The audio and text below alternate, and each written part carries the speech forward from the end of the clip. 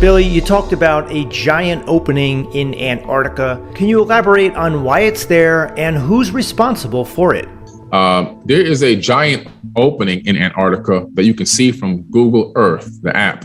Anybody can download the app and they can look at it. Now, around this about 30-meter wide opening, there are bases down there.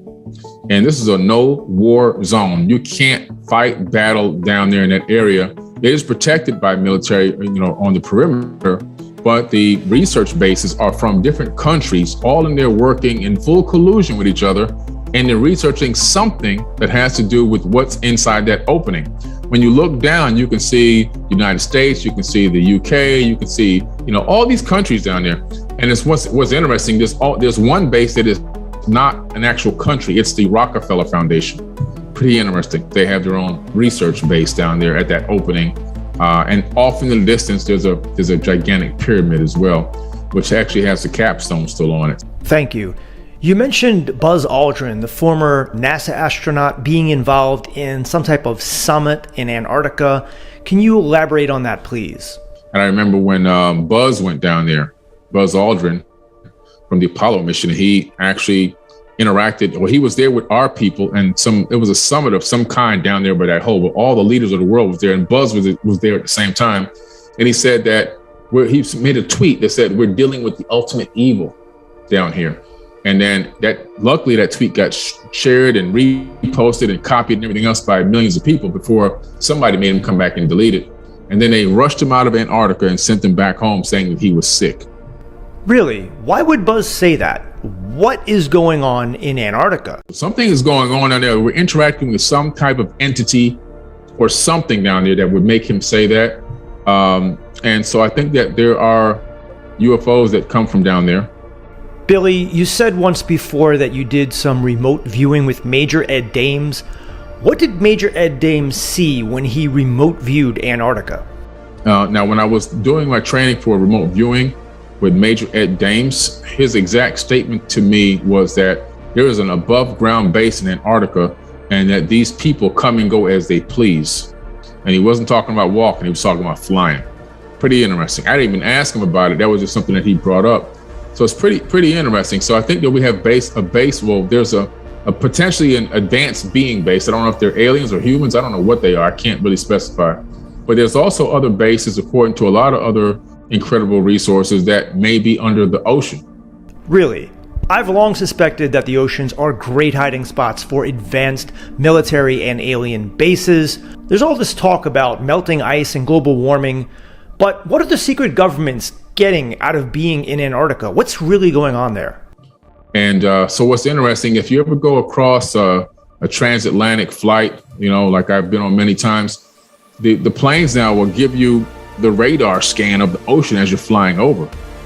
And a lot of the times you see these things under the ocean that look like actual structures. I've even screenshotted some of these things before, taking snapshots of with my phone real quick, like what in the world is that? And so it's pretty interesting. I think there could be bases down there. I mean, it would be a great place to hide because, hey, nobody's really exploring the deep sea. We know more about space than we do in the deep oceans on our own planet. So it would be a pretty good place to hide. So I think that probably in the deep oceans and probably something still is going on in Antarctica. There's all this talk about melting ice and global warming, but what are the secret governments getting out of being in Antarctica? What's really going on there? And if you look up, what's going on with Antarctica, a lot of stuff is starting to come up from under this ice with the global warming that we have going on. The ice is definitely melting. Now, what's interesting about this, it's an entire advanced civilization that was just buried in ice. So this is why they're down there. They're getting firsthand access to a lot of this advanced technology and this ancient civilization and whoever else is still maybe potentially living down there and keeping it a secret from the rest of the world. Antarctica used to be in a more habitable place in terms of for like a normal average person, closer to the equator, more tropical. We know this because the animals that they've been digging up out of the ice, when they do an autopsy on them, they have undigested food in their stomachs, which means that they had to freeze rapidly. All of them had undigested food. So Antarctica most likely was in a closer to the equator spot, but what happened was they probably are sitting on a tectonic plate, and that plate probably slipped. And when that plate slipped, we had a pole crust a pole shift of the crust of the actual landmass, which allowed it to move maybe 15 to 30 degrees almost instantly within, a few hours, moving it into that location and then flash freezing with all the flooded cold ocean waters coming over it, flash freezing within just 2 or 3 days, locking everything in place right there on that landmass. Next question is one that I've been wondering about for a long time, which is, do you think that the world governments are working in collusion with each other to control the world and dictate global policy? And why is it that the United States always seems to be the ringleader of it? I think that the world governments are in collusion. I think that the United States is the leader of a lot of these secret ops. And the reason why is because the United States controls most of space around the Earth itself.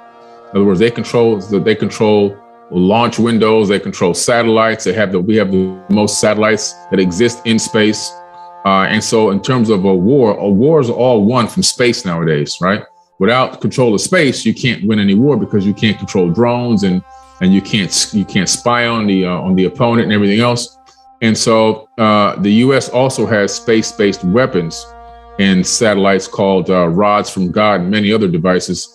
And so a lot of the countries fall in line with the U.S. because the U.S. can literally just drop something on them from out of nowhere and without a nuclear fallout, destroy an entire city or a country. So they fall in line and they listen and they don't want to be attacked. They don't want to have a mishap from outside. So they just fall in line and listen to whatever we say.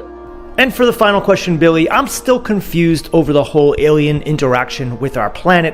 What is their true relationship with us? Do they passively watch over us, or are they playing an active part in our civilization? This is just my own hypothesis. So this is nothing I ever read in any text. I didn't read this. I didn't study this anywhere. But after just evaluating what's been going on, it seems like there's two sects, for example. So it seems like we have this federation of these advanced beings that are just watching. They're truly just watchers and observers, visiting and coming and going and monitoring and watching, like we would go to the Serengeti plains, right, in Africa, and we'd watch the cheetahs and the lions interact and watch the hyenas, and we'd take notes and study them and film them, record them, maybe even make documentaries for right? And so I think they're doing the same exact thing to us. Then I also believe that there's this one group that has infiltrated many millennia ago and have interjected their bloodline into our bloodline, and that are somehow behind the scenes still ruling from the elite of the elite from a very high level, still calling the shots and still pulling the strings of a lot of the global leaders. And whenever somebody doesn't fall in line, they kill them and put a new puppet in place so they can keep their agendas moving forward. So there's it's a two-sided answer. I think there's some here that are that trace back to these ancient beings that came here and are still calling some of the shots, and that there's the other group watching and waiting to see when will these 8 billion people stop letting 100 families control everything they hear, see, touch, smell, feel. When will they wake up to this fact and just stop participating in this evil system and wake up and unite? So it's like this it's like a reality show. Well, thank you, Billy, for going back into the past and retroactively answering my questions. And as you can see, guys, Billy has some incredible insight into Antarctica, into the secret government, alien bases, and I think he has a good grasp. He may not be telling us everything he knows, but then again, who really knows everything about everything? But Billy, to me, is one of the people that I turn to ask questions like this, and I think his answers are great because he doesn't speak about things he doesn't know, and he does speculate at times, which is good, and he mentions that. So I really, truly appreciate Billy Carson, and I thought that this video would be quite interesting because, like I said before, these interviews can go for a long time, and I like to extract out the juiciest parts and put them here or put them over on Patreon where you guys can support me. So I hope you enjoyed this video. If you did, give it a like. Please subscribe to the channel if you haven't subscribed yet. And I'm trying to post more consistently than ever. So hopefully you guys enjoy these types of videos, and I'll see you in the next one. Namaste.